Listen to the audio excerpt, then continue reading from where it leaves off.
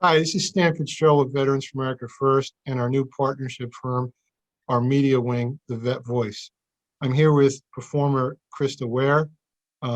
She's going to tell us about her background and maybe get into politics and President Trump a little bit. But she has a hit song out that you could watch on YouTube. It's called Save America, and she's performed it for the president, among other people. So, Christa, why don't you tell us a little bit about your background?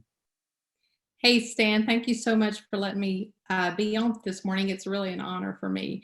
I started with actually when I was 5 years old wanting to be in music, and I never changed my course. I wrote my first song when I was probably around 10 or 11. And ever since then, that's all I've wanted to do is music and write songs. So after the 2020 election, I was inspired and I was burdened for our country. And I didn't like the course that I saw it going. And so I just began to pray and I was saying, what, God, what in the world can one person do? You know, I had been doing what I thought was my duty as voting. And I thought that I was really patriotic, but I was actually just burdened that I've not been doing much. And so I began to get into political podcasts and shows. I started watching War Room. I started reading everything I could online about politics, trying to figure out how I could be more involved. And so I actually went after I guess it was that fall in November. I went to my first GOP meeting.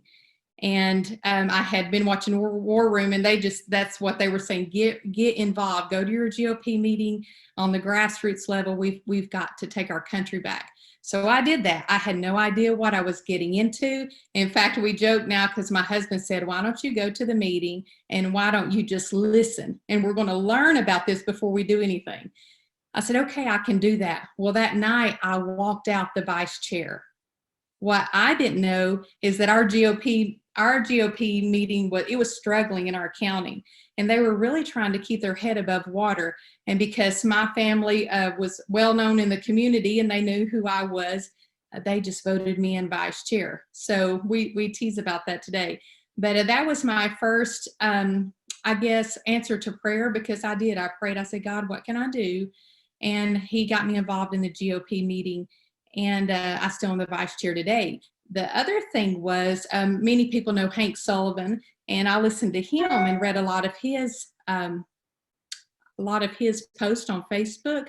And I can't remember if it was one particular post or if it was several posts, but he was encouraging people to do what you can with what you have. And that struck a chord with me because I love music and I love to write songs. And so I began to pray and say, okay, Lord, what can I do as a music teacher, as a songwriter, as a singer? What can I do to help save our country?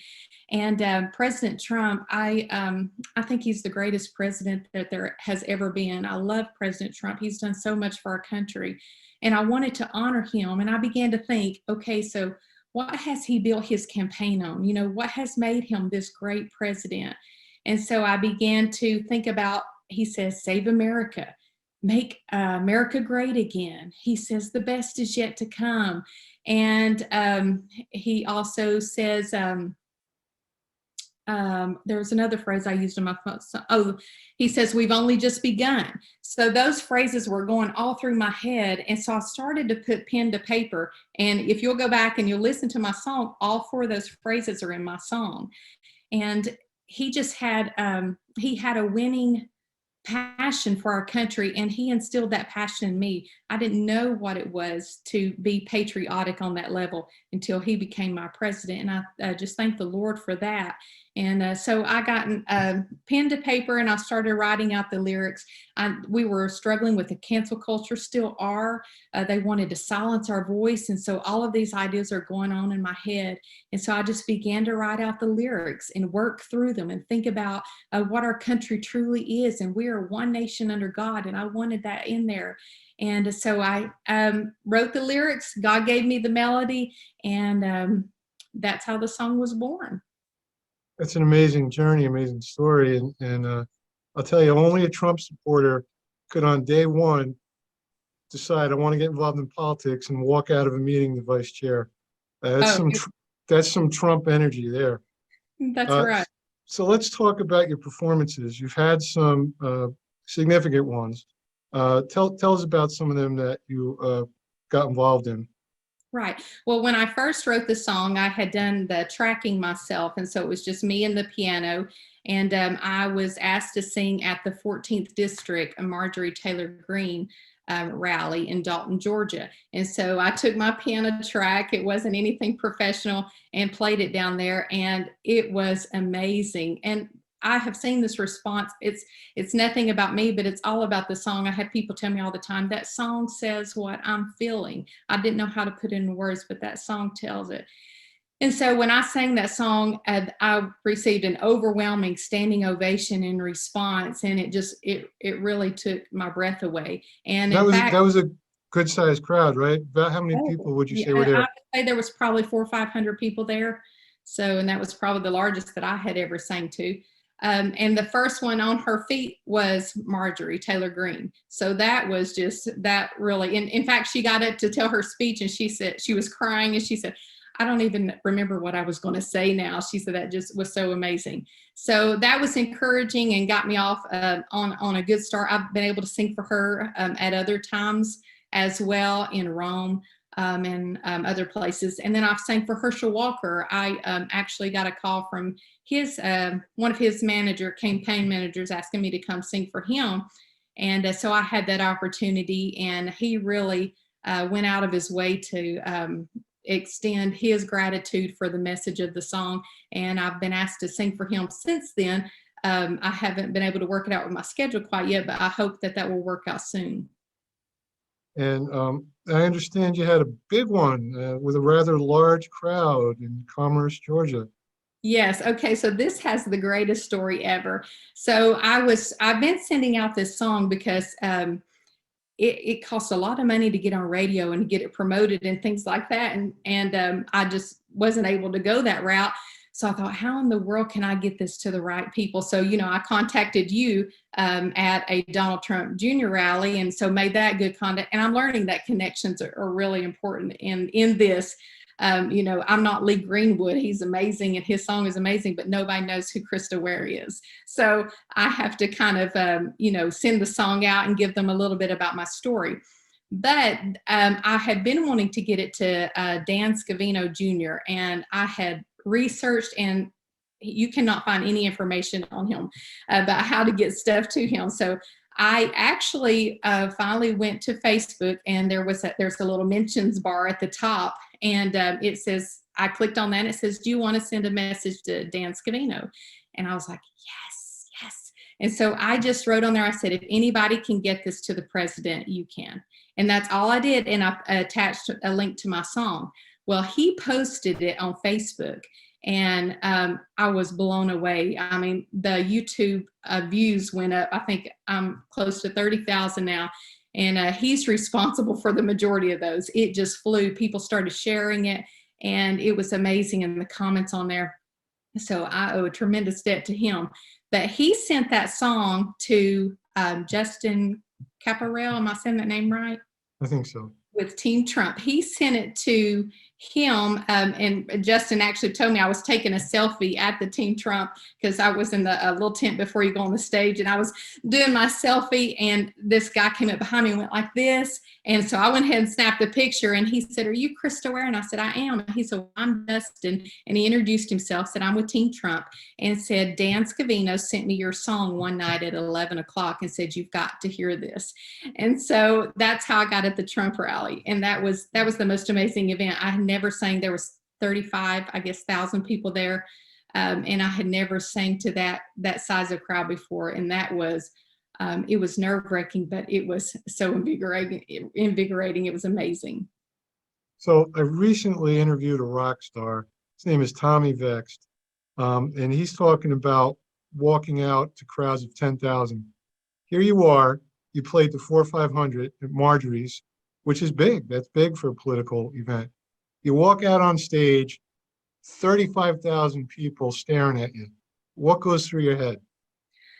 I think I was just so grateful for the moment. I was all in. I was like, I'm not going to let this pass. In fact, most people don't know this, but I was actually sick at the Trump rally. I was almost, my voice was almost gone.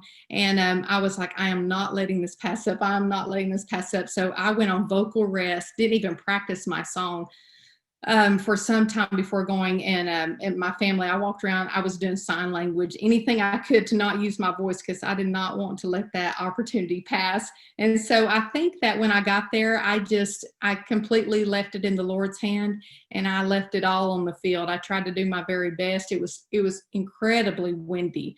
I know my hair was blowing all in my face, and like I said, there was no sound check or anything like that. So it was all or nothing. And so God just calmed my nerves, and I enjoyed the moment. I forgot about the wind. You reminded me. I went and hid in John Gordon's trailer Oh, with it was him. It was wild. bad. So you're at the Trump rally, and everybody wants to know. Afterwards, I saw you in the VIP area in the photo line. You got to meet President Trump. So everybody wants to hear what's it like to meet President Trump. So maybe you could give them your feelings on that. Okay, so it's very interesting. When I got to the Trump rally, I have to kind of set this story up. Uh, my first time doing anything of this caliber. And so I went to the VIP section, and there's several VIP sections. It's like you have a VIP, then you have a special VIP, and then you have a VIP with actually your name on it.